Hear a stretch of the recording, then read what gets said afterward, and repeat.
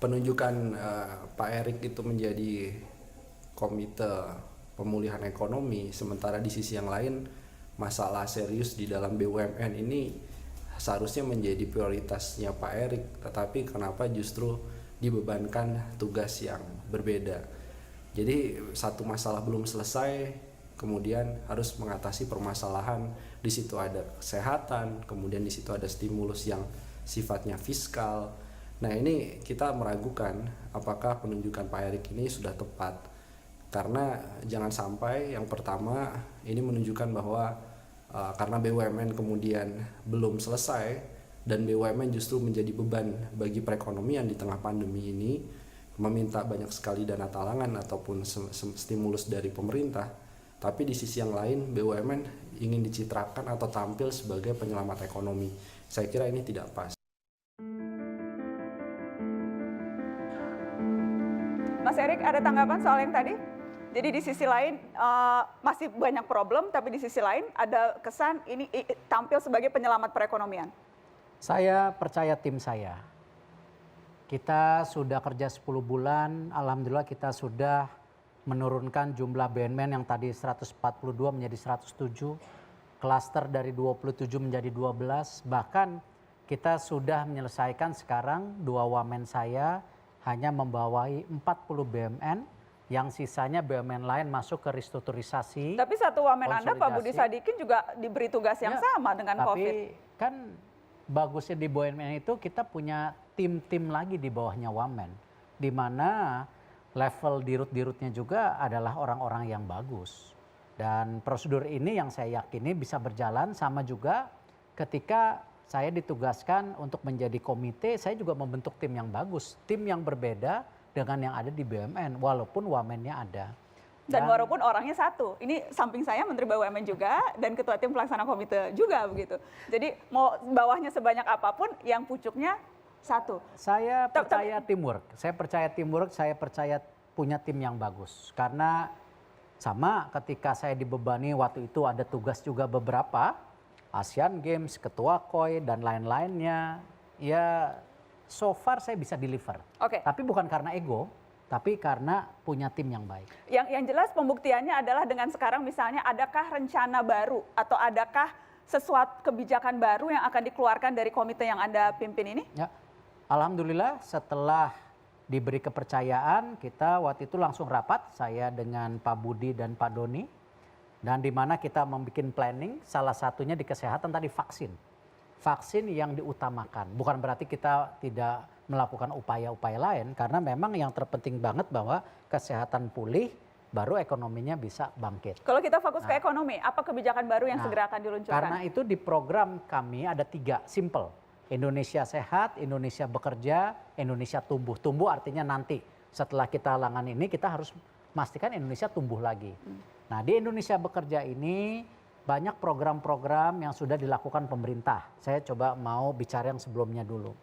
Pemerintah sudah memberikan bantuan hampir ke 108 juta masyarakat miskin, yaitu dari jumlah keluarganya yang hampir 29 juta yang termiskin udah dilakukan. Mas Erik, tapi kalau kita bicara program-program yang sejak awal sudah dicanangkan, itu kan bahkan Presiden sendiri mengakui banyak yang belum terrealisasi, anggarannya belum terwujud dan sebagainya. Jadi kalau mau bicara yang lalu saja belum selesai, kebijakan baru yang akan dikeluarkan akan seberapa efektif? Saya bicara yang sudah, saya tidak bicara yang belum. Karena itu prakerja juga sudah dijalankan kemarin untuk yang kemarin habis tidak bekerja. Nah, sekarang ada 2 program yang sedang kita usahakan bulan ini juga terlaksana, yaitu program bagaimana subsidi untuk membantu para pekerja yang masih bekerja hari ini, yang gajinya sudah dipotong 50%, sudah ada yang dirumahkan, belum dilepas ya, tapi sudah dirumahkan, yang jumlahnya 13,8 juta, yang gajinya di bawah 5 juta, kita kasih program baru, yaitu nanti kita bantu 15% dari gajinya, kurang lebih 600.000 sebulan, di mana akan berlangsung untuk 4 bulan ke depan. Dan ini kita akan bayarkan 2 kali. Jadi 2 kali, walaupun 4 bulan kita bayarkan 2 kali. Karena kita mau memastikan juga daya beli tetap terjaga. Nilainya sangat signifikan, 13,8 juta itu kurang lebih hampir 33,1 triliun yang kita akan gelontorkan. Jadi, Nah, tapi ini jangan jadi kontroversi. Kenapa? Kadang-kadang kita lakukan ini, oh yang kerja dikasih, kita yang nggak kerja, padahal yang nggak kerja sudah dikasih.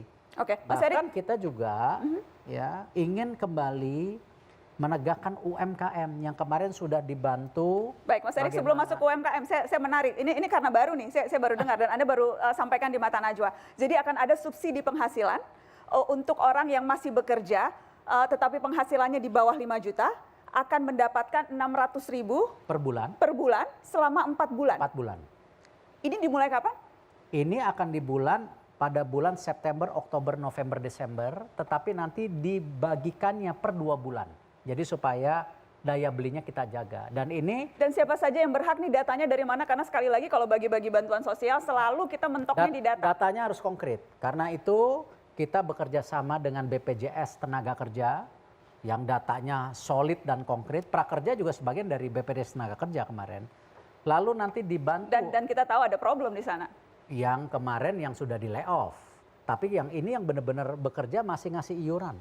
Jadi ini semua ya, bukan kita tidak bicara PNS, ini semua orang yang bekerja yang terdaftar di BPJS. Di luar BUMN, di luar PNS. Jadi benar-benar hanya yang tadi di sektor industri lah yang sekarang bukannya BUMN. Nanti kalau BUMN lagi gitu kan. Jadi di luar BUMN, di luar PNS yang terdaftar di BPJS Tenaga Kerja.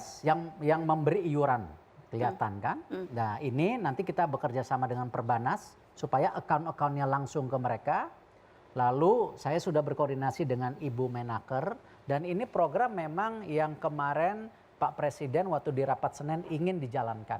Dan alhamdulillah sudah mendapat dukungan dari Menteri Keuangan, Pak Menko Erlangga, karena selama ini tadi Pak Menko Erlangga sendiri sudah menerapkan beberapa program yang sudah jalan tadi yang saya sudah sampaikan sebelumnya. Ya. Nah ini yang kira-kira kita ingin push, kita tahu bahwa hari ini kan sudah diumumkan kita minus 5,3. Nah salah satunya yang harus kita lakukan kembali ya kita dongkrak kembali daya beli masyarakat. Dengan apa? Menggerakkan sektor dari pemerintah, BUMN, tapi masyarakatnya sendiri harus bergerak. Ini yang kita lakukan. Itu. Baik. Kita akan break. Setelah ini kita akan lanjutkan lagi karena masih banyak isu-isu kontroversi yang harus dijawab oleh 2 Mas Menteri. Setelah pariwara, tetap di sini.